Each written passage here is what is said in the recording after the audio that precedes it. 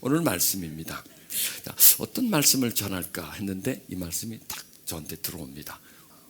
후진국과 선진국의 차이는 어떤 문제를 딱 만나면 후진국은 플랜이 하나 정도밖에 없습니다. 이 선진국들은 플랜 A, 플랜 B 또 그랬는데 안 되면 또 다른 플랜으로 그걸 또 막 이래서 문제에 계속 또 완충 작업을 해주는 그런 플랜들을 가지고 있습니다. 우리 각 개인도요, 어떤 문제를 만났을 때 대책이 없다면 우린 그런 사람 보고 뭐라 그래요? 대책 없는 사람이다 그러죠. 참 저 사람 대책 없는 사람이다. 여러분 그게 굉장히 수치스러운 말입니다. 대책 없다는 게 아주 무모한 사람이다 그러고 다른 말로 하면 아주 무식한 인간이다라고 하는 말이죠. 과연 우리는 삶을 살면서 어떤 대책이 있는가? 어떤 대책이 있는가? 왜냐하면은 삶에는 꼭 문제가 오게 돼 있거든요. 안 오면요 얼마나 할렐루야입니까? 아무 문제 없이 쫙 뻗어 나간다면 마치 그냥 할주로처럼요 그냥 막 16차선 한 32차선이 막 쫙 뻗어 나가서 그냥 끝없이 갈 수만 있다면 어디 그렇게 사는 사람이 있습니까? 세상에 그렇게 사는 사람 있으면 나와보라고 하십시오. 그런 사람은 아무도 없습니다. 우리 인생길은 쭉 뻗은 활주로가 아니고 굽이 올라가는 길이 있다면 또 내리막길이 있고 편편한 들판 길이 있다면 또 그냥 돌짝발 길이 있고 가다가 길이 딱 끊기고 냇가를 만나기도 하고요. 뭐 이런 여러 그 변수가 우리 삶에 있죠. 그런데 중요한 것은 그런 변수들을 얼마나 우리가 처리해 나가면서 살아갈 수 있느냐. 그게 바로 대책 있는 사람과 대책 없는 사람입니다. 과연 여러분은 대책이 있습니까? 만약 없다면 오늘 좀 대책을 하나 마련하시기를 바랍니다. 비싸지도 않습니다. 싸게 제가 드리겠습니다. 역사학자 토인비가 역사를 쭉 연구를 하면서요. 그 역사를 보면 어느 국가가 탄생한 부귀영화를 누리다가 어느 순간에 그냥 싹 사라져버려. 또 어떤 국가가 또 탄생을 하고 지탱하다가 또 사라져버리고. 그래서 그걸 연구를 해봅니다. 왜 한 국가가 탄생해서 수명이 짧은 국가가 있고 아니면 오래 가는 국가가 있나. 그걸 연구를 해봤더니 거기 공통점인데 뭐냐면 위기에 대응하면서 극복했느냐 아니면 위기에서 도망을 쳤느냐. 국가의 생존과 관계가 있더랍니다. 여러분 그 국가만 그럴까요? 네, 국가만 그런 게 아닙니다. 한 개인도 마찬가지입니다. 우리가 살다 보면 어떤 문제가 탁 봉착하면 그냥 꼬리를 팍 내리고 그냥 지구멍을 먼저 찾는다든지 도망간다든지 그런 사람이 있어요. 여기는 안 계시지만 또 어떤 분은 그 문제를 잘 분석하고 해석해가지고 그 문제에 맞는 어떤 대책을 세워서 그 문제를 정면 돌파해서 문제를 뚫고 나가는 그런 분이 여기 많이 계시네요. 그게 우리들의 그 어떤 대책이다 이렇게 말할 수 있는 겁니다. 그래서 이 야고보서는 우리에게 대책을 가르쳐 주는 거예요. 대책 없는 사람을 대책 있는 사람으로 지금 우리를 훈련시키는 겁니다. 그래서 야고보서를 계속 읽어보면요 매우 현실적인 얘기들만 나와 있어요. 물론 다른 성경에도 그렇겠지만 야고보서는 특히 우리가 삶을 살다가 만나는 이런 문제 저런 문제 또 늘상 우리가 사용하는 혀에 관한 문제 언어에 관한 문제라든지 뭐 이렇게 현실적으로 우리가 딱 만났을 때 어떻게 대처할 것인가 하는 그 대책의 문제가 이 야고보서에는 나오는데 이게 실용서적이다 이렇게 말할 수가 있습니다. 여러분 뭐 호텔이나 백화점에서 종업원들에게 손님한테 친절히 대하십시오. 서비스를 잘 하십시오. 손님을 잘 모십시오. 이렇게 말하는 건 얼마든지 할 수가 있어요. 그런데 어떤 상황이 딱 됐을 때 이래야 될지 저래야 될지 모를 때는 대책이 안 쓰는 겁니다. 한 예를 들어서 이 신라호텔에서는 서비스 백서가 나오는데 거기는 아주 그 내용 중에 재미있는 내용이 하나 있습니다. 차 문을 열어주는 사람 한 사람인데 갑자기 그랜저하고 티코하고 두 대가 동시에 딱 왔다. 그럼 한 대 문을 열어야 되는데 어떤 문을 열어야 되느냐 하고 그걸 이제 질문을 하는 겁니다. 자 그러면 보통 우리가 이제 생각할 때 내가 서비스맨인데 고급차하고 아주 싸구려 차가 딱 들어왔을 때 나는 어디로 가겠어요? 당연히 그랜저나 그 에쿠스 탄 사람 차를 열어주겠죠. 왜냐면 거기는 재벌이나 아니면 뭐 좀 높은 사람이고 티코 탄 사람은 분명히 뭐 어떤 아줌마나 뭐 세일스맨이나 뭐 이런 시시껄껄한 사람이 되겠지 않습니까? 만약에 그렇게 한다면 티코 타운 사람이 기분이 무지하게 나빠진다. 그런데 반대로 이 차는 그대로 두고 티코를 먼저 문을 열어주면 어떨까요? 그 사람 기분이 되게 좋겠죠. 자 그렇다고 에쿠스 탄 사람이 자식이 저거 봐 작은 차 문 열어주래 그렇게 생각할까요? 안 해요. 그 사람은요. 왜? 큰 차 타고 다니기 때문에. 이 사람은 작은 차를 타고 있기 때문에 큰 차를 열어주면 자식 말이야, 저거 사람 차별하네 이렇게 욕하겠지만 혼자 탄 사람은 그런가 보다 하고 그걸 그렇게 신경을 안 쓰고 그 사람 차를 열어줘도 두 사람한테는 큰 피해를 안 본다. 이렇게 어떤 현실적으로 실제적으로 어떤 문제를 탁 만났을 때 어떻게 해야 되는지 그 실용서가 있어야 되죠. 그냥 잘해라 이래서 되는 문제가 아니라는 거예요. 이 야고보서가 그렇다는 겁니다. 너 시험을 만나면 이겨, 극복해. 시험을 정면 돌파해. 뭐 이렇게 말하는 게 아니에요. 왜? 그러면 답이 아니에요, 그거는요. 누군 뭐 그렇게 할 줄 모르나? 그렇게 하고 싶지 않나? 정면 돌파하고 싶지. 시험을 이기고 싶지요. 누구나 다 이기고 싶어요. 그런데 이거 이기려고 하는데 이겨지나? 시험이 그렇게 만만한가? 그렇지 않거든요. 못 이겨요. 그러면 뭐냐? 이길 수 있는 방법을 우리에게 가르쳐 줘야 돼요. 그 시험을 어떻게 우리가 대처할 수 있는지 방법을 말해줘야 된다는 겁니다. 그러니까 방법을 말해주지 않고 이렇게 하세요 저렇게 하세요는 그것은 답이 아니라는 거예요. 야고보서는 이렇게 말합니다. 너희가 여러 가지 시험을 만난다는 겁니다. 한마디로 만나거든 이건 빼버리고요. 너희는 자 여러분 만났지 않아요? 지난 한 해 동안 많이 만났죠. 만나기 싫었는데 그러면 문제 올해도 또 문제를 만날 겁니다. 미안하지만 어쩔 수 없는 겁니다. 왜? 인생이기 때문에 그렇습니다. 사람 사는 게 그렇습니다. 사는 사람이 사람 사는 게 문제입니다. 문제 산다는 것 자체부터가 힘이 드는 겁니다.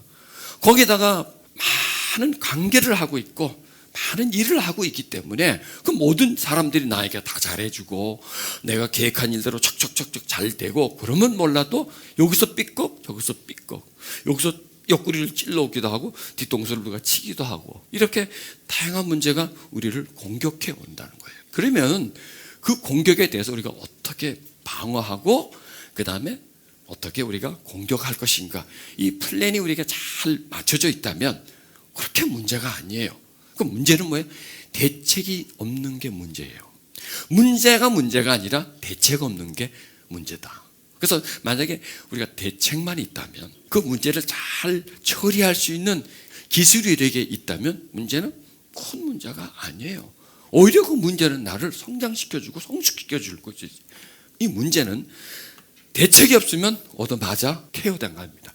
또 문제 때문에 한참 힘들고 고통합니다. 문제 때문에 길을 잃어버립니다.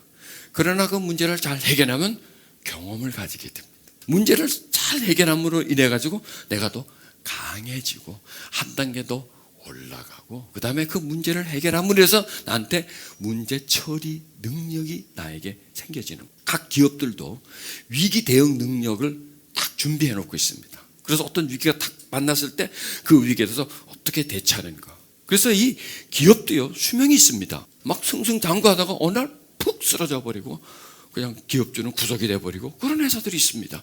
그게 뭐냐면 위기 대응 능력이 없기 때문에 가든 어떤 기업이든 개인이든 간에 위기에 잘 대처하면 그 사람은 반드시 성공을 합니다.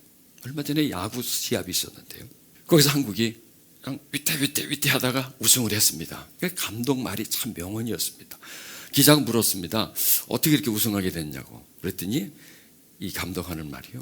크게 실수하지 않고 그냥 그 위기를 잘 이렇게 보고 극복하려고 기다리면 기회가 온다. 그래서 크게 실수하지 않고 기회를 기다렸더니 그 어떤 승기를 잡을 수 있는 기회가 와서 그 기회를 딱 잡았더니 승리했다는 거예요. 참 그걸 들으면서 야, 참 명언이다. 우리 삶도 그렇다. 우리가요 크게 실수하지 않고 문제를 만났어. 문제를 잘 해결하면서 살다 보면 우리가 그 문제를 통해서 점점 성장하면서 정말 어떤 승리할 수 있는 기회가 우리들에게 올 수 있다는 겁니다. 그러면 실패라는 뭐냐? 문제 앞에서 쓰러지는 게 실패예요. 근데 왜 실패하느냐? 문제를 대처할 수 있는 능력이 없기 때문이다. 여러분 오늘요 오늘 말씀 여러분이 아주 기억만 하지 마시고 가슴에 새겨 넣으시고 그 다음에 이 말씀을 가지고 여러분은 어떤 문제도 이길 수가 있습니다. 왜냐하면 야고보서가 우리에게 그걸 말씀해 주고 있거든요. 그리고 초대교인들이나 또 구에 살았던 많은 분들이 이 말씀을 가지고 이 말씀의 방식을 가지고 그대로 적용해서 승리를 했습니다. 그래서 문제가 크냐 보다도 대책이 있느냐 없느냐에 따라서 문제가 왔어요. 그런데 대책이 있으면요 문제는 나의 대책을 통해서 작아져요. 그러나 문제가 있는데 대책이 없어요. 그러면 문제는 커져요. 그러니까 문제보다 대책이 없으면 그 사람에게 문제는 더 커지고 대책이 있으면 문제는 작아지게 돼 있다는 거예요. 그래서 일단 문제는 대책을 통해서 힘이 없게 만들어줘야 됩니다. 그게 이제 승기를 잡는 겁니다. 두 사람이 배를 타고 가다가 배가 뒤집어졌습니다. 문제죠? 물에 빠졌잖아요. 그런데 한 사람은 수영을 할 수 있고 한 사람은 맥주병입니다. 두 사람 중에 수영할 수 있는 사람이 살겠죠. 그 수영이 뭐냐? 대책이라는 거예요. 물에 빠졌다고 다 죽지 않아요. 물에 빠졌지만 수영을 못하면 죽고 할 줄 알면 살아남을 수 있습니다. 물에 빠진 게 문제가 아니에요. 더 큰 문제는 수영을 못하는 게 문제예요. 이렇게 해석하면 됩니다. 내 앞에 딱 문제가 왔습니다. 이게 문제가 아니에요. 이 문제에 나한테 대책이 없다는 게 그게 큰 문제예요. 만약에 나한테 대책이 있다면 더 이상 문제라고 할 수는 없어요. 그래서 대책이 있는 사람에게는 문제가 아니에요. 문제가 아니라니까. 제가 지금 선거운동하나 문제인실 내가 자꾸 얘기하는 것 같은데 문제는 문제가 아니다. 무엇에 의해서? 대책이 있느냐 없느냐에 따라서. 문제는 나를 집어삼킬 수도 있고 문제를 내가 공처럼 잡아서 놓을 수 있는 바로 나의 대책이 있느냐 없느냐 바로 그겁니다. 자, 우리가 여러 가지 시험을 만나죠. 자, 일단 우리가 시험을 만나면 어떡합니까? 문제를 만나면 놀래죠. 일단 엄마 놀래죠. 먼저 큰일 났네 어떡하나. 일단 먼저 놀래요. 그게 대책이에요. 그게 뭐냐면 습관이에요. 한마디로 말해서 모든 사람들이 그렇게 살아왔어요. 어머니 그러지 않으셨어요? 아버지 그러지 않으셨어요? 한숨 푹푹 쉬고 말이죠. 담배 푹푹 피고 껐다가 또 피웠다 계속 그러고 엄마 한숨 푹푹 쉬고 뭐 그냥 아유 죽겠다 하고 막 한숨 푹푹 쉬고. 여러분 그거 많이 보지 않았었어요? 아니 주변에서도 그러지 그런 거 안 보셨나요? 이렇게 그러니까 모든 사람들의 어떤 문제를 탁 만나면 놀래고 한숨을 쉬고 그 다음에 두려움이 오는 거죠. 불안하고 그때부터 이제 계속 고민을 하죠. 염려를 계속 어떡하지 큰일 났네 어떡하지. 이미 그분은 문제에 말려들어 버린 겁니다. 자, 일단 놀래죠. 왜 안 놀래겠습니까? 문제가 작으면 작게 놀래고 크면 크게 놀래지요. 그렇다면 이 상황을 우리가 한번 봐야 되는 겁니다. 자, 이 놀랜다, 두려워한다 이게 하나의 절차입니다. 절차고 이게 하나의 어떤 기계적입니다. 자동적으로 염려, 불안, 두려움까지 가져간 하나의 하나의 메커니즘이라 그래야 되겠죠. 문제가 우리에게 일으켜주는 가정, 단가정. 그 가정들이 문제 있다, 놀란다, 두려워한다, 불안해한다, 염려한다. 이게 전부 다 몇 단계가 되는데 이 단계가 습관적으로 한꺼번에 같이 갑니다. 그러니까 이렇게 쭈르르르 자동적으로 가서 나중에 그냥 수심에 빠지고 염려에 빠지고 다 어쩔 줄을 모르고 그냥 뭔가 마음이 다 쭉 쳐져버리는 이런 단계까지 자동적으로 흘러들어가는 그런 시스템이 우리 속에 작동하고 있습니다. 요걸 부숴버려야 돼요, 여러분. 요 기능을 마비시켜 버려야 됩니다. 그리고 다른 기능을 여기다가 장착을 시켜 놓는 겁니다. 어떤 기능을? 성경적 기능을. 이거예요. 그러니까 야고보서는 우리에게 입력을 시키는 겁니다. 어떤 문제를 탁 만났을 때 본능적으로 나오는 두려움 대신 다른 카드를 딱 내놓게 만든 겁니다.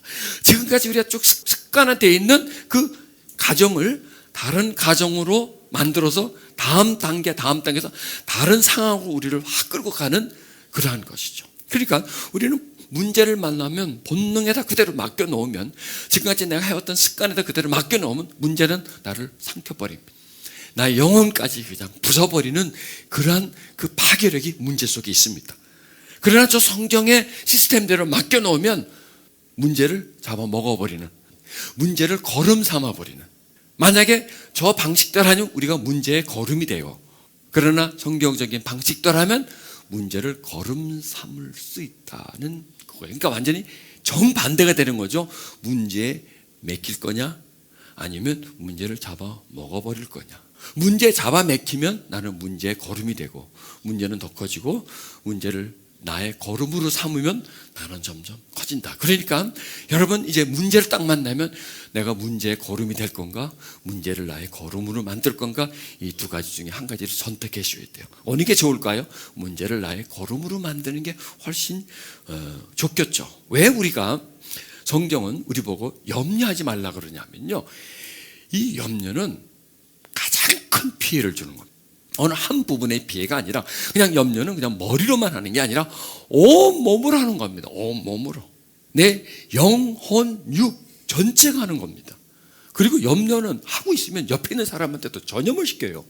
그리고 계속 다른 사람에게 전염을 시켜요.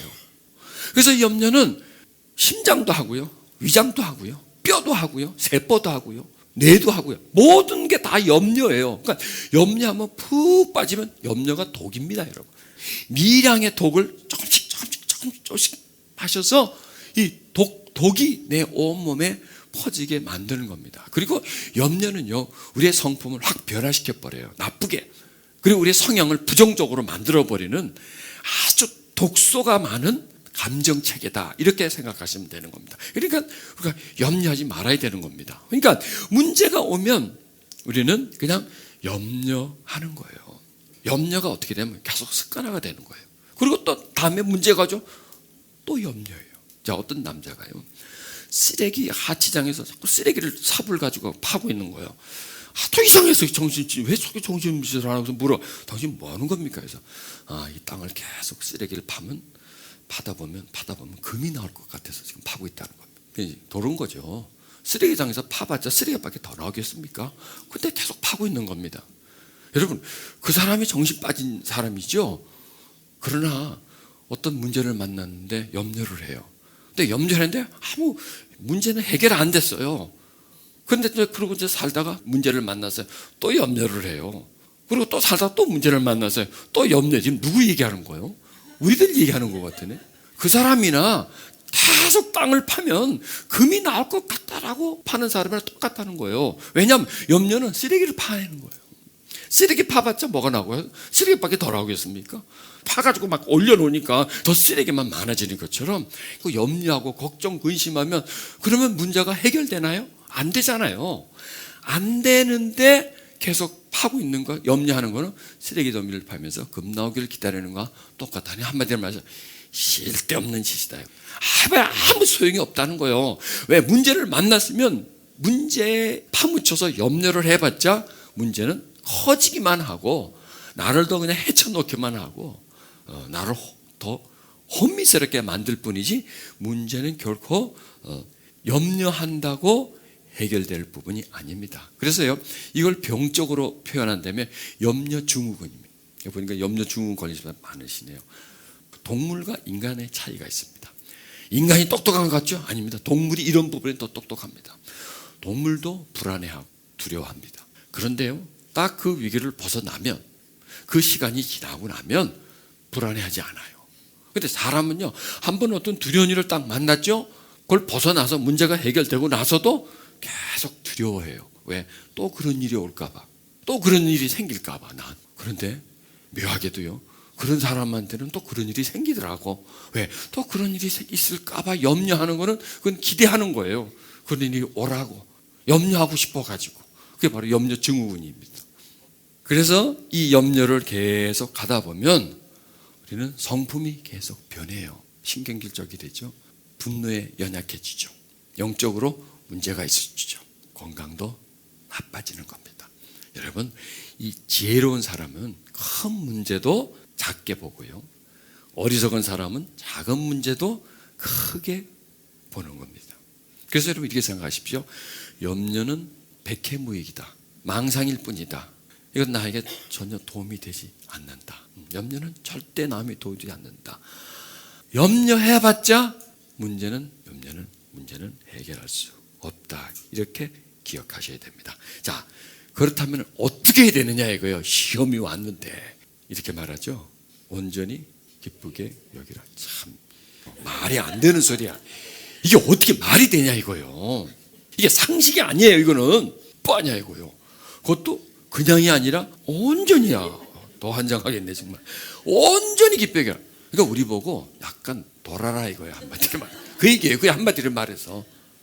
제정신으로 하지 말아요. 제정신으로. 여러분, 제정신과 동건 뭐의 차이예요? 제정신은 뭐냐면 지금까지 내가 쭉 해왔던 게 그게 제정신이에요. 내 생각, 내 정신으로 하지 말고 다른 정신으로 하라는 거예요. 다른 정신, 다른 생각을 가지라. 여기서 뭐냐? 생각의 변화라는 거예요. 이 생각의 변화, 인식의 변화라는 거예요. 이걸 안 하면 안 돼요, 여러분. 인식을 변화시켜라. 왜냐하면 문제와 시험을 만나면 한숨 쉬고 고통하고 염려하고 두려워하는 건 우리 조상들이 우리에게 자, 전달해 준 거예요. 학습시켜 준 거예요, 이거는요. 이 사회가 우리에게 그대로 그걸 가르쳐 준 거예요. 또 우리는 부모님들한테 개인 지도를 받았어요. 그리고 또 우리는 그걸 잘 사용했어요. 완전 자동화가 되어 있는 거예요. 문제를 탁 만나면, 어이구나. 아이고, 죽겠네. 큰일 났네. 어떡하지. 이게 제정신이에요. 그럼 미치는 건 뭐냐? 완전 반대로 헷가닥 해가지고 그런 문제를 만났는데 기쁘게 여기는 게 그게 헷가닥한 거야, 한마디로. 그러면 우리한테 뭐가 좋느냐 이거예요. 문제 해결에 나의 정신, 지금까지 내가 쭉 해왔던 방식대로 대처하는 게 옳으면 우린 그걸 계속 해야 돼요. 그래서 문제가 해결되면 그 해결을 써야 돼요. 그러니까 그 공식을 이용을 해야 돼요. 그러니까 우리는 잘못된 공식이 우리 몸에 익숙해져 있었던 거예요. 잘못된 공식이에요. 파멸로 가는 공식이에요. 그게 그냥 본능적 공식이에요. 그러나 문제는 해결되지 않았어요. 그러나 또 하는 거예요. 왜? 그렇게 했기 때문에. 그게 내 몸에 익숙해졌기 때문에. 그 길이 나이기 때문에 그렇게 하는 거예요. 이거를 뒤집어 버려야 되는 거예요. 이게 바로 혁명입니다. 나의 정신혁명, 생각혁명, 나의 태도혁명. 그래야 우리가 살아요. 그래야 우리가 건강해요. 그래야 우리가 문제를 해결하고 그 문제를 딛고 올라설 수 있지. 안 그러면 문제가 나의 무덤이 되어버리는 겁니다. 이제는 제정신으로 살지 말자. 야고보석 정신을 가지자. 야고보석 대책을 가지자. 지금까지 우리가 가지고 있었던 문제를 만나서 한숨 쉬고 두려워했고 놀랬고 분노하고 억울해하고 우려하는 것들은 우리에게 하나도 도움이 되지 않았다. 하나도 안 돼 있어요. 그런데 우리는 다시 또 그걸 해요. 왜? 대책이 없으니까 그래요. 그것밖에 없으니까. 성경적 플랜입니다. 그걸로 대책하는 겁니다. 그래서 여러분 외우세요. 여러 가지 시험을 만나면 어떻게 해요? 온전히 기쁘게 여기라랍니다. 이게 뭐냐면 반대로 행동하는 겁니다. 반대로. 반대로. 그러니까 보세요. 딱 문제를 만나면 놀라고 슬프잖아요. 그런데 이걸 반대로 뒤집어 엎어버리는 겁니다. 기쁘다는 겁니다. 큰 문제면 어떻게? 더 크게. 조그만 문제는 조금 기뻐. 에이, 이거 조금밖에 기뻐할 게 없게 돼. 큰 문제는 엄청나게 기뻐할 거래. 되게 좋은 일이네. 이렇게 완전히 나쁜 일을 좋은 일로 여기라는 거예요. 그러니까 기쁜다는 건 뭘까요? 좋은 일을 만났다면 우리는 기쁘다는 거죠. 나쁜 일을 만나면 슬프다, 나쁘다, 억울하다, 두렵다는 거죠. 그런데 이걸 뒤집어 엎어버리라는 겁니다. 이게 쉽지는 않지만요. 자꾸 하면 돼요. 자꾸 하면. 미친 척하고 한 번 두 번 해보면요. 시도하면 되는 거예요. 이게. 왜냐? 큰 문제를 만났다. 그럼 뭐예요? 와, 이건 되게 좋은 일이네. 문제를 좋은 일로 여기라는 겁니다. 이게 돼요? 돼요. 하면 돼요. 처음 하기가 힘들어서 그렇지 한 번 해보면 되는 거예요. 뭐든지 하면 습관이 됩니다. 익숙해집니다. 처음엔 하기 싫은데 에라이 모르겠다 한번 해보자 하고 하면 거기서 재미가 있어요. 뭐든지 재미가 있어요. 여러분 늦잠 자고 그냥 아침 10시, 11시까지 누워있는 것도 재미있죠. 그것도 재밌으니까 하는 겁니다. 그러나 새벽같이 일어나서 등산 가는 것도 재밌어요. 그것도요. 그거 하는 사람은 늦잠 자라도 못 자요. 왜? 이게 재밌어가지고. 자, 그러면 두 사람들이 어느 사람이 더 재밌는 거예요? 진짜 재밌는 거는 이게 재밌는 거죠. 그 사람 몸에 좋은 거죠. 이런 것처럼 완전 늦잠 자는 거나 새벽에 일어나서 산에 가는 거나 이건 완전 정반대예요. 그런데 어느 쪽에다 내가 길들여질 것인가에 따라서 그 사람의 건강은 정반대가 되는 겁니다. 이것도 마찬가지예요, 여러분. 이 감정적인 건데 시험을 만나거든 온전히 슬프게, 온전히 두렵게 우린 여겼잖아요, 지금까지. 그걸 반대로 그냥 기가 막힌 일이야, 뭐 이런 식으로. 좋은 일이야 나한테. 정말 해피해, 뭐 이런 식으로 말이죠. 그렇게 반응, 이게 뭐냐면 첫 반응. 이게 굉장히 중요해요. 첫 반응이 다음 반응을 가져오는 겁니다. 기쁘게 여기라. 기쁘게 여기라는 겁니다. 왜 그럴까요? 그래야 문제가 풀려나가는 겁니다. 슬프게 여기면 문제에 내가 말려 들어가고 뭐든지 그렇습니다. 어떤 사건이 딱 일어나면요, 이 골든타임이라는 게 있습니다. 그 문제를 해결할 수 있는 타임이 있습니다. 세월호가 선장이 배가 뒤집어지려고 할 때 빨리 그걸 파악을 하고 그 귀한 시간을 그냥 허둥허둥하고 말이죠, 이러고 지나 빠져나와서 지나서 하려고 하고, 그렇게 하지 않고 배가 뒤집어져 가지만 빨리 승객을 대처시키기 때문에 거의 거기 있는 사람 다 나올 수가 있었죠. 그러나 그 시간을 놓쳐버린 거예요. 그다음 배는 기울어져 버린 거예요. 그럼 물속에 빵덩 빠져버리면 이건 방법이 없는 거죠. 그래서 이 골든타임이라는 겁니다. 가장 첫 반응, 사고가 났을 때 가장 첫 반응을 어떻게 하느냐에 따라서 살 수 있느냐 죽느냐, 이것이 판가름 나는데, 문제를 만났을 때 가장 먼저 우리가 할 수 있는 골든타임에 가장 큰 그 슬픔에 안 빠지는 거예요. 두려움에 안 빠지는 거예요. 놀라고 절망하지 않는 게 가장 중요합니다. 그래야 살 길이 나오거든요. 그러면 절망하지 않고 두려움에 빠지지 않기 위해서는 반대 개념이에요. 절망의 반대 개념, 두려움의 반대 개념은 기쁘게 여기라. 이게 뭐냐면 부정적으로 여기지 말고 긍정으로 받아들이라. 문제를 긍정적으로 받아들이라 이겁니다. 문제라는 것은 부정적인 거잖아요. 부정인데 내가 놀라면 부정적으로 받아들이는 거죠. 부정에 플러스 어떻게 돼요? 더블 부정이 되는 거죠. 그게 문제가 커지는 거예요. 동질이니까. 근데 문제는 부정인데 내가 긍정으로 받으면 문제에서 긍정이 빼버리는 거예요. 내 마음으로 문제를 약하게 만들어 버리는 거예요. 그리고 결국 그 부정의 문제를 긍정으로 만들어 버리는 거예요. 긍정적인 사건으로 문제를 만들어 버리는 위대한 능력이 우리들의 마음속에 있는 겁니다. 믿음 속에 있는 겁니다. 이게 뭐냐면 믿음을 말하는 겁니다. 믿음을. 이게 바로 믿음이죠. 여러분, 믿음은요 현실과 역행을 해요. 믿음은요 우리의 지성과 우리의 감정과 같이 가지 않아요. 정반대예요. 믿음은. 그렇죠? 내 생각대로 하는 게 믿음이 아니죠. 내 생각 거꾸로, 내 경험, 내 감정에 거꾸로 하는 게 믿음이에요. 그러니까 반대로 하는 게 믿음이에요. 이게 바로 믿음이에요. 시험을 만나면 기쁘게 여기는 게 믿음이고요, 시험을 만나면 그대로 그걸 부정적으로 받아들이는 것은 불신앙이에요. 여기서 신앙을 말해주는 거예요. 그렇죠? 현실적 신앙. 우리 하나님을 믿는다. 하나님을 믿는다. 믿는다는 게 뭐냐면 하나님이 우리에게 가르쳐준 방식대로 살아가는 거예요. 문제를 해결하는 거예요. 이게 바로 믿음이에요. 그러니까 우리가 지금 이게 바로 믿음을 말해주는 거예요. 올 한 해 우리가 믿음으로 살려면 문제를 어떻게 풀어나가느냐, 거기서 판가름이 나는 겁니다. 이 말씀은 다르게 말하면 너희가 문제를 만나면 믿음으로 대처할 것인가 안 할 것인가, 이걸 우리에게 가르쳐 주는 겁니다. 자, 시험을 만났습니다.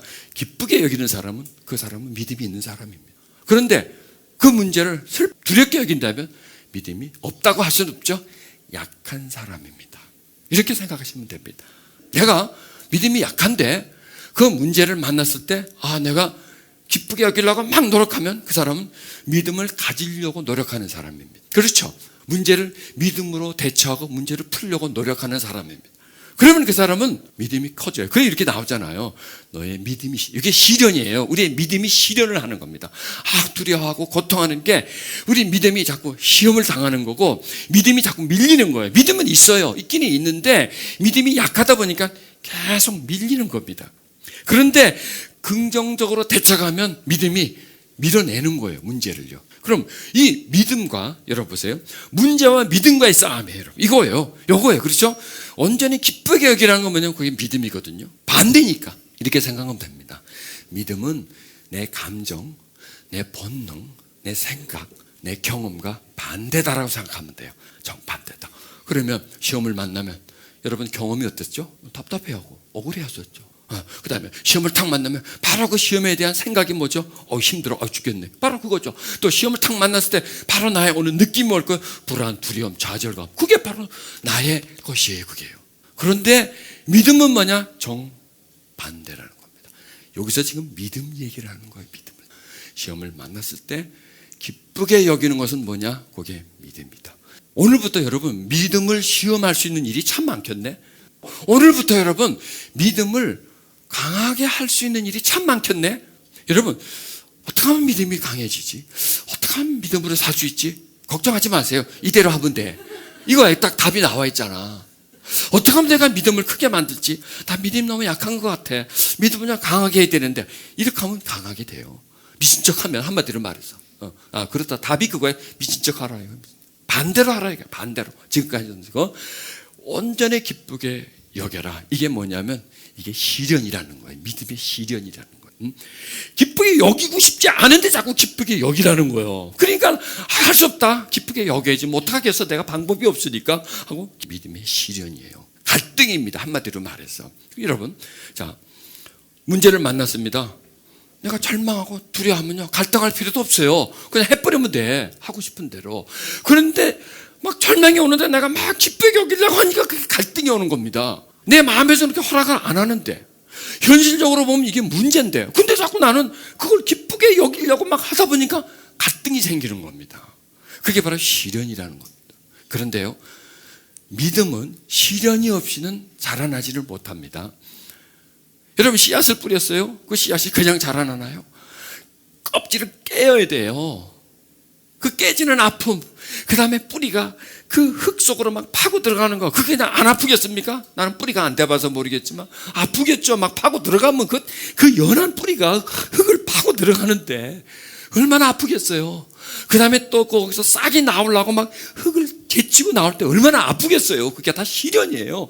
그런 과정을 통과할 때 뿌리가 내려지고, 그 다음에 싹이 나오고 점점점 자라나고, 하루 종일 햇볕을 받아야 돼. 밤에는 또 찬 이슬을 받아야 돼. 이런 그 과정을 거치면서 점점점 자라나죠. 그게 바로 시련을 통해서 자라나는 겁니다. 마찬가지로 우리의 믿음은 시련이 아니면 자라날 수 없습니다. 문제라는 시련이 없으면 우리 믿음은 자라날 수 없어요. 써먹을 때가 있어야지, 믿음을. 여러분, 믿음 많이 사용하셨어요? 사용 안 했다니까. 어디서 믿음을 사용하느냐? 교회 와서 믿습니다, 믿습니다. 아멘, 아멘.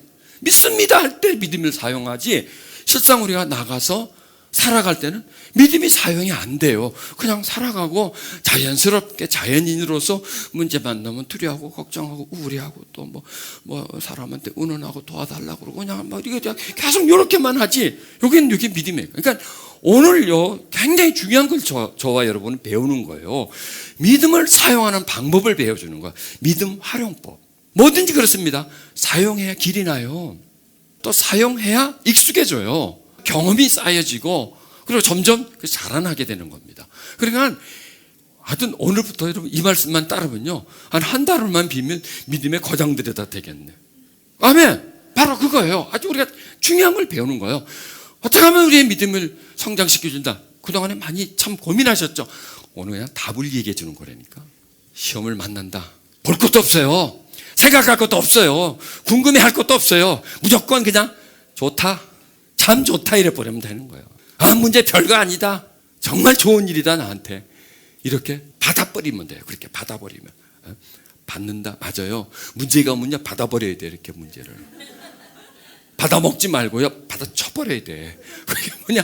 내가 기쁘게 여기는 겁니다. 참 좋은 일이다. 여러분, 우리가 만나는 일은요, 모두가 좋은 일이에요.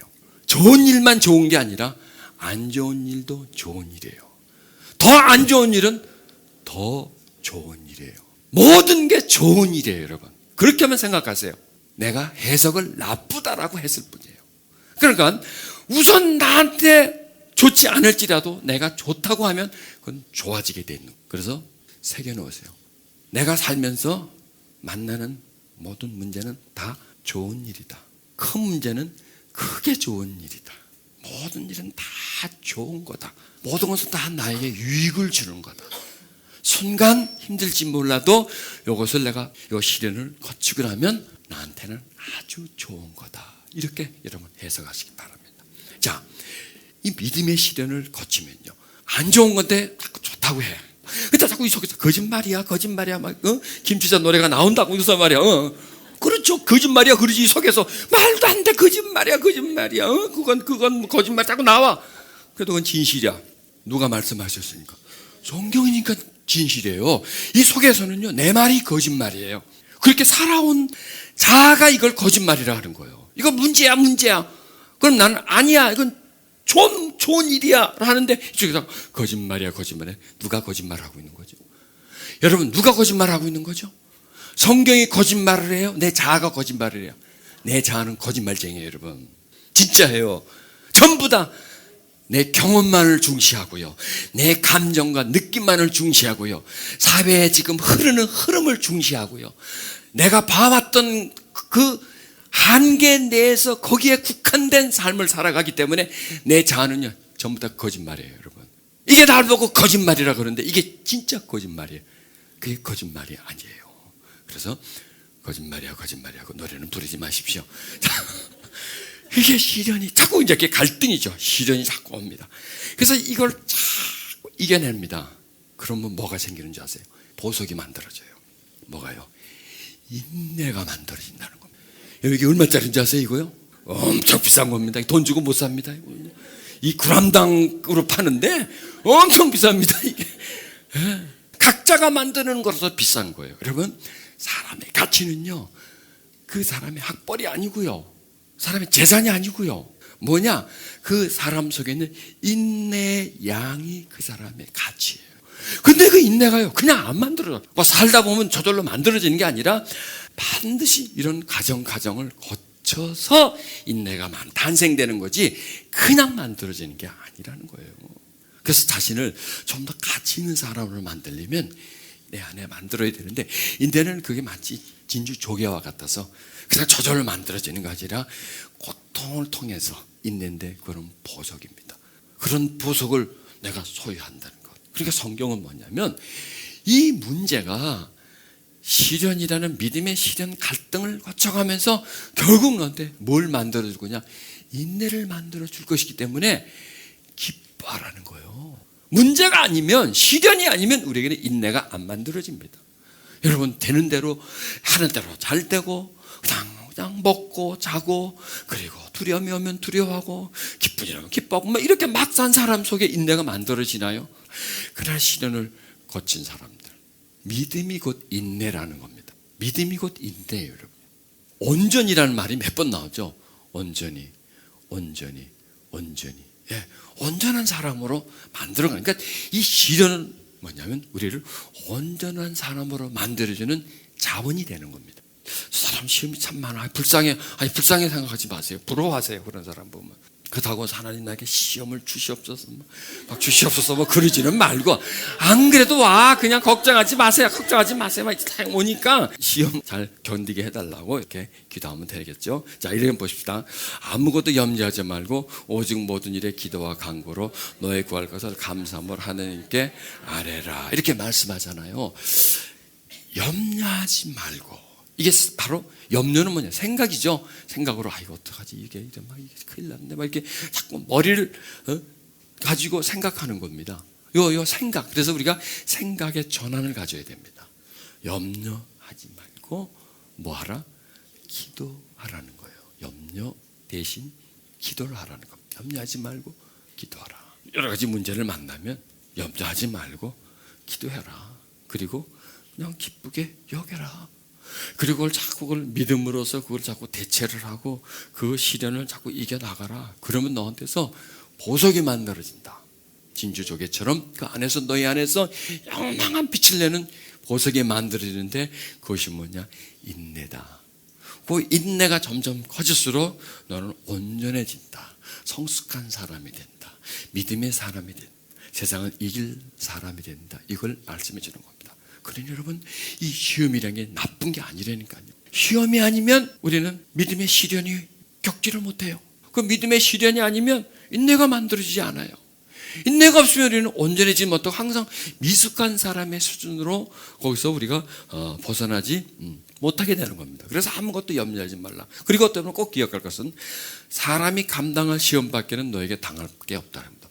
이 문제가 되게 커. 이건 너무 이런 큰 문제는 없어요. 그냥 문제일 뿐이에요. 문제일 뿐인데, 문제를 내가 크게 보고 나는 감당하지 못해, 이렇게 말할 뿐이에요. 감당하지 못할 시험은 허락지 않고, 그리고 시험 당할 쯤에 싹 길을 내주는 겁니다.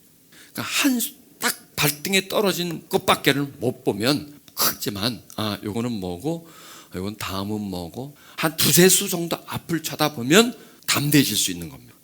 문제는 계절이에요. 계절. 그러니까 지나가는 거예요. 나한테 별로 반갑지 않은 손님이 불청객일 뿐이에요. 그래서 그 불청객과 싸우고 말이죠. 막 그냥 나가라고 막 악쓰고 말이죠. 그렇게 쫓아내지 말고 가만두면 별로 자기를 안 좋아하는 걸 알기 때문에 저 사람 나 안 좋아하는구나. 그러고 며칠 지나다가 가지. 그냥 거기서 그거 싸우려고 하지 마시고 그냥 이거는 불청객이다. 이게 나의 믿음의 어떤 시련이다. 그렇게 하면서 그 시험을 견뎌내면 그 시험은 우리에게 좋은 것을 주게 되는 겁니다. 여러분, 제가 이 말씀에서 참 중요한 진리를 깨닫습니다. 우리의 믿음의 근원이시며 우리의 믿음을 완전케 하신 예수님을 바라봅시다. 자, 예수님에게 한 수 배우라는 겁니다. 우리한테 예수님에게 바라보라는 것은 예수님 한번 보자는 거예요. 예수님만 한번 평가를 해보자, 분석을 해보자는 겁니다. 자, 이렇게 나옵니다. 그분은 장차 누릴 기쁨을 위하여 부끄러움과 십자가의 고통을 참으셨다고 이렇게 말씀합니다. 예수님이 매를 맞고 십자가를 질 때 이거는 저주받는 일이고 이거는 정말 나에게 최악의 일이다 이렇게 생각하셨을까요? 아니에요. 엄청난 시험이잖아요, 예수님에게. 근데 그 예수님은 그걸 온전히 기쁘게 여기신 거예요. 죽음을 기쁘게 여기신 거예요. 기쁘게 여기면 그걸 받을 수 있어요. 통에 얼음을 막 채워놔요. 물하고 하고 팔을 이렇게 탁 집어넣어. 한 30초 40초를 여러분 보세요. 완전 얼음물에다 팔을 집어넣으면 얼마나 있겠습니까? 한 30초 지나니까 막 얼어붙는 것 같은 건 다 꺼내요. 그렇게 한 다음에 이제 탁탁 막 웃으라 그래요. 막 깔깔대고 막 한참 웃어. 근데 팔을 또 집어넣는데 30초 있던 사람이 1분 이상이 있는 거예요. 전부 다 그걸 견뎌내요. 뭘 얘기해 주나요? 즐거워했더니, 기뻐했더니 신체적인 조건도 더 강해진 거예요. 그냥 하는 것보다도 기쁨으로 하는 거고 한참 웃고 즐거운 다음에 하는 거하고, 예수님은 십자가를 운명이려거니 하고 그냥 받아들이는 게 아니고, 내 팔자니 하고 받아들이는 게 아니고, 십자가로 인해 가지고 많은 사람들이 구원을 받는 그 기쁨을 생각하니까 그 예수님은 십자가상에서 그냥 죽어가는데 처절하게, 비참하게, 막 억울하게, 막 가슴 아프게, 막 이를 바닥바닥 갈면서 말이죠, 막 억울하게 죽은 게 아니라 그러니까 기쁨으로 받아들일 수 있다. 이게 뭐냐면, 아무리 사람이 감당할 수 없는 일일지라도 기쁨을 가지고 받아들이면 감당할 수 있다. 그리고 아무리 나쁜 일인 것 같아도 그건 전부 다 그 일 다음에는 기쁨이 기다리고 있다는 거예요. 그러니까 예수님에겐 이 십자가는 큰 슬픔이죠. 큰 절망이죠. 그런데 반대로 큰 기쁨이었어요. 그러니까 이렇게 생각하면 되는 거죠. 내가 만난 큰 문제는 그 문제만큼 기쁨이 그 안에 숨겨져 있다. 그 문제만큼 기쁨이 이 다음에 올 것이다. 이 칸이 쳐지면 그 위에는 기쁨이 있다. 이게 이 진리라는 겁니다. 그래서 예수님은 장차 누릴 기쁨을 위해서 부끄러움과 십자가의 고통을 참을 수 있었습니다. 참을 수 있었습니다. 그렇죠. 참으셨다는 걸 저는 이렇게 좀 말을 바꿉니다. 참을 수 있었습니다. 그 뒤에 오는 기쁨을 바라보면서 그 고통을 받으셨기 때문에 그걸 참을 수 있었습니다. 그러니까 이러면 되겠죠. 지금 아파요, 힘들어요, 막 고통이 와요, 문제 때문에. 문제가 나를 막 찔러대요. 그런데 이 문제는 찔러대는 만큼 큰 기쁨이 있다. 내가 힘든 만큼 그거보다 더 큰 기쁨이 이 문제 뒤에 있다. 이것만 넘어가면, 요 문제 산이라는 요 언덕만 넘어가면 그냥 평지가 내 앞에 기다리고 있다. 이걸 생각하면 언덕 넘어갈 수 있죠. 저 언덕 넘어가면 더 큰 언덕이 있을 거야. 이렇게 하면 못 넘어갑니다. 저거 넘어가면 절벽이 있을 거야 하면 못 넘어갑니다. 왜? 뭐하러 넘어가? 절벽인데. 떨어져 죽을 건데. 저거 넘어가면 더 큰 언덕이 있으면 가면 더 고통인데. 아니야. 이것만 넘어가면 푸른 초장이 펼쳐진다. 실만한 물가가 나에게 제공된다. 이렇게 받아들이시라는 겁니다. 그러면은 어떤 고통도, 예수님이 당한 저 고통도 그 다음에 오는 기쁨을 생각하면서 그걸 넘어갈 수 있었던 것처럼, 어떤 우리들의 힘든 문제도 이 다음에 힘든 만큼 기쁨이 있다. 어려운 만큼 좋은 게 있다. 이렇게만 해석을 하면 뭐까짓 거 뭐. 왜? 다음을 아니까. 이 다음을 모르고 절망한데 뭐라도 이 다음을 계산을 하면 받아들일 수 있는 거죠. 이것까지 해보자는 얘기. 좀 더 멀리 보자는 겁니다. 여러분, 이런 그 예수님의 정신을 받아들일 겁니다. 예수님의 제자들이요. 그래서 그 사람들은 힘든 일을 만나면 그냥 기뻐해 버리는 거예요. 그래서 사도 바울은 감옥에 있으면서 기뻐하라, 다시 말해 항상 기뻐하라, 기뻐하라, 계속 기뻐하라는 겁니다. 사도 바울이 감옥에 있으면서도 기뻐하는 겁니다. 그리고 고난당하는 초대교인들에게 기뻐하라, 기뻐하라, 기뻐하라. 어디서 이런 걸 받아드셨을까요? 십자가에서 배우는 겁니다. 그러니까 십자가는 우리에게 절망이 무엇이고 기쁨이 무언가를 가르쳐 주는 겁니다. 동전의 양면처럼 한 면만 보고 우리는 얘기하지 말자는 얘기예요. 딱 나한테 부닥친 면만 보고 이거는 절망이야, 이거는 두려움이야 하고 두지 말고 한번 까보자 이거요. 절망이라는 포장지인데 그걸 까보니까 그 안에 기쁨이 있는 겁니다. 이렇듯이 삶에 부닥쳐오는 절망이라는 것들은 전부 다 포장지뿐일 겁니다. 그걸 보고 그냥 주저앉아 버리고 놀래버리고 한숨 쉬고 염려하니까 내용물도 하지도 않고 그냥 포장지만 보고 우리는 지레 겁을 먹어버리는 그런 삶을 살지 말자 이겁니다. 여러분, 좋은 거는 나쁜 걸로 포장되어 있습니다. 진짜 좋은 거는 아무것도 아닌 거는 좋은 걸로 포장되어 있어요. 정말 좋은 일이라고 해도 까보면 별것도 아니에요. 그런데 정말 나쁜 거라고 생각하는데 그 포장지를 열고 받아들이면 단 거는 입에 달콤하지만 몸에 병을 만들어주고 쓴 게 약이 되는 것처럼 이런 그 고통도 쓰면 쓴 것만큼 나에게 약이 된다는 겁니다. 십자가가 얼마나 씁니까? 이건 쓰죠. 그러나 그 쓴 십자가는 뒤에는 정말 달콤한 기쁨이 그 속에 기다리고 있었습니다. 그래서 우리는 그런 개념을 가지는 겁니다. 포장지에만 보고 속단하지 말고 그 안에 있는 알맹이를 우리가 한번 까보고 그래서 그것이 진짜 무엇인지를 우리가 찾아보자는 겁니다. 그래야 그 다음에 뭔가를 나오는 겁니다. 자, 그 예수님의 이 가르침을 받는 겁니다. 그런 다음에 제자들이요 얻어맞고도 기뻐하는 겁니다. 사도행전 5장 41절에 보면 사도들 불러 채찍질하며 예수의 이름으로 말한 것을 금하고 하더니 사도들이 그 이름을 위해서 능력받는 합당인 자로 여기시며 기뻐하면서 공약을 얻어 터지고 기뻐하고 나가는 겁니다. 이게 말이 됩니까 이게요? 얻어 터지고 기뻐하는 겁니다. 채찍질 당한 다음에 기뻐하는 겁니다. 왜 그랬을까요? 그렇게 해야 이겨내는 겁니다. 채찍질 맞고 나서 막 욕 시켜버려하고 막 죽이려면 살려면 그러고 그걸 받아들이는 겁니다. 어떤 걸 받아들이고 그냥 기쁨으로 여기는 겁니다. 주 안에서 항상 기뻐하라. 다시 말해도 기뻐하라. 계속 이런 어떤 기쁨을 계속 기뻐하라는 겁니다. 여러분 2016년 기뻐하면서 사세요. 그럼요. 기뻐할 일만 생기면요 막 하겠죠. 누가 그거 못합니까? 그거 말고 힘든 일, 두려운 일을 만났을 때 그걸 기쁨으로 받아들이는 겁니다. 하다 보면 내가 기뻐할 수 있는 역량이 나한테 생기는 겁니다. 여러분, 기뻐할 수 있는 역량. 그리고 나한테서 기쁨을 만들어 나가는 겁니다.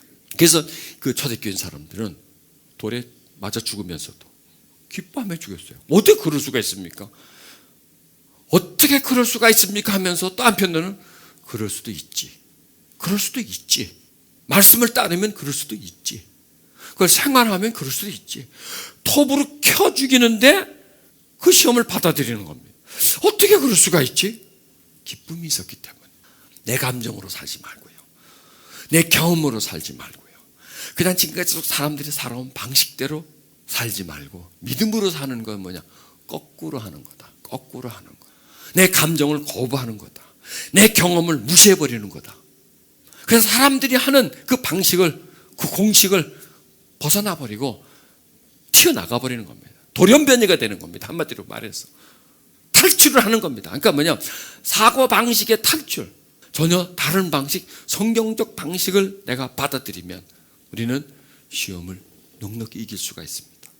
이길 뿐만 아니라 그걸 통해서 나 안에 인내가 만들어지면서 인내의 사람이 될 수 있습니다. 기억만 하지 마시고요. 새기세요. 공식을 만드세요. 살아가다가 힘든 일을 만난다. 그럼 나는 어떻게 할 건가? 기쁘게 여겨야지 당연히. 막 굉장히 힘든 일을 만난다. 당연히 더 기쁘게 여겨야지. 왜? 그래야 내가 믿음으로 대처하는 것이기 때문에. 내 감정을 이겨내는 것이 바로 믿음이기 때문에. 그 갈등은 나에게 뭘 만들었냐? 인내라는 보석을 만들어주기 때문에 나에게 인내의 양을 점점 많이 만들어주기 때문에. 그러면 여러분 이 세상에 가장 무서운 사람이 인내한 사람이에요. 가장 무서운 사람이에요. 감당 못하는 사람이에요. 그 초대교인들이 이런 믿음의 시련을 통해서 인내가 만들어졌기 때문에 순교까지 당하는 거예요, 여러분. 그렇지 않을까요? 거기다 비하면요, 우리 현대인들은 인내가 있나요? 없다니까. 약에 쓸래도 없다니까. 없어요. 시험이 잘 들어, 인내가 없으니까. 잘 삐져. 인내가 없으니까. 자꾸 좌절이 자꾸 돼요. 지금 누구 얘기하는 거야? 우리 얘기하는 거야. 우리가 인내가 없어요, 여러분.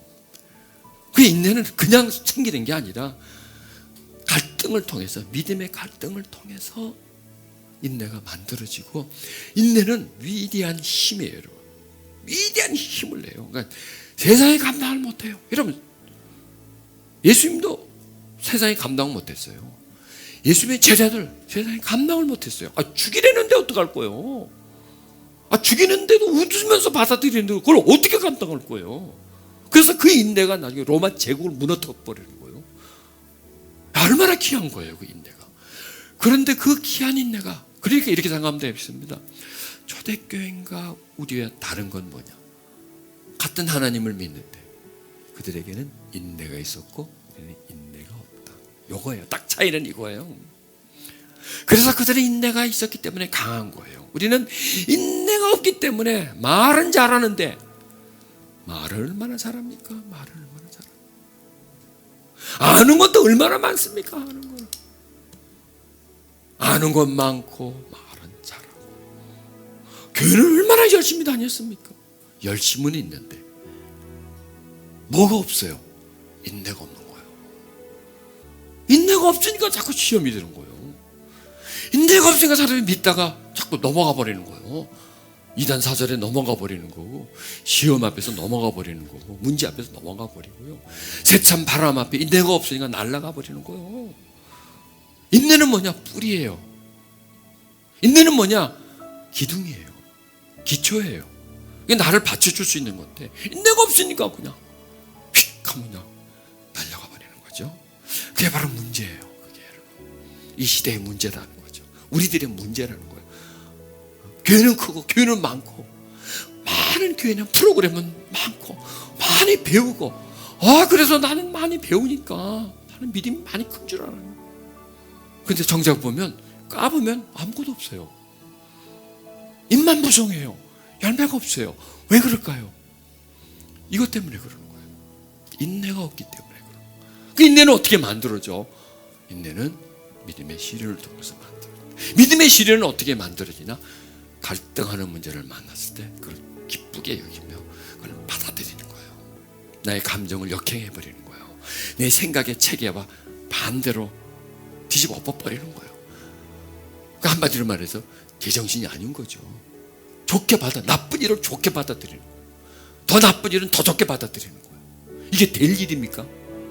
근데 해야 돼요.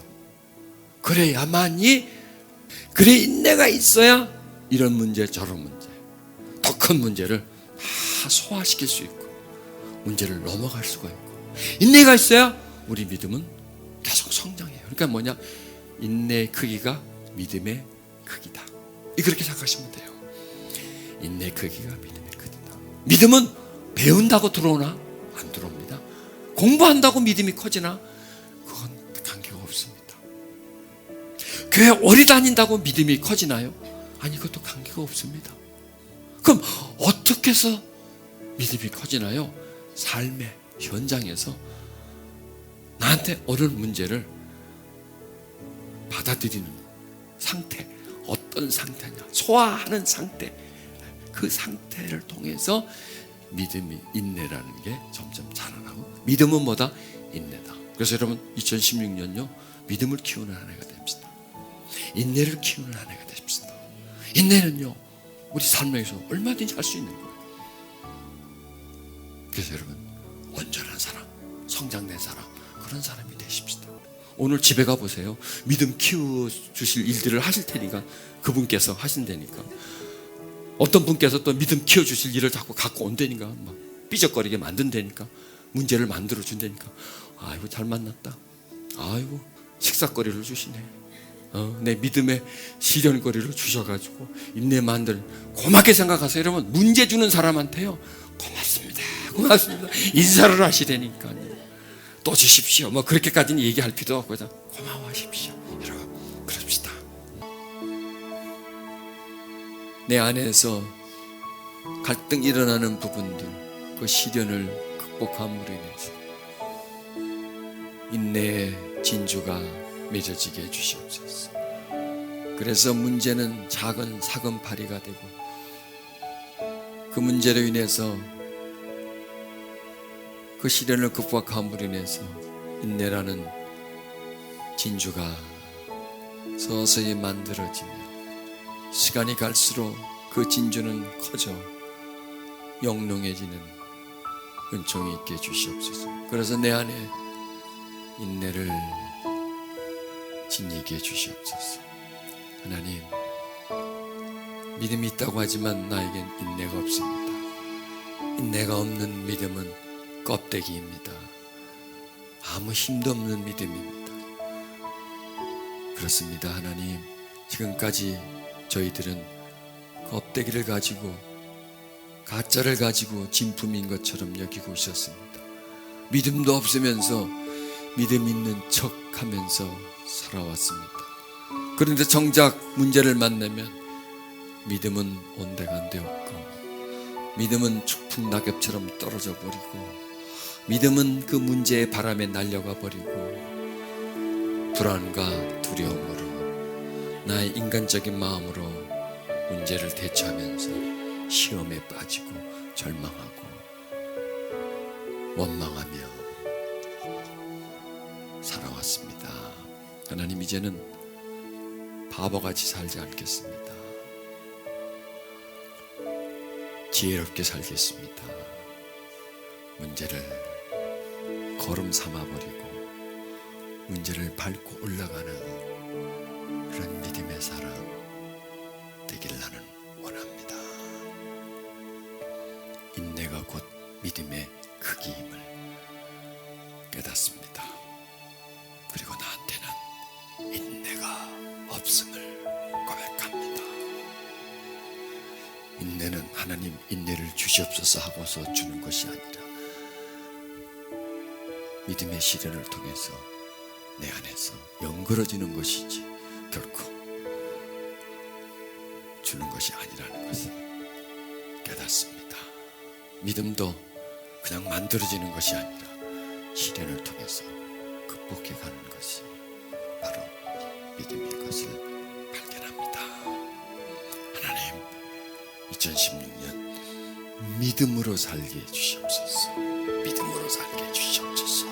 믿음으로 살게 해주시옵소서.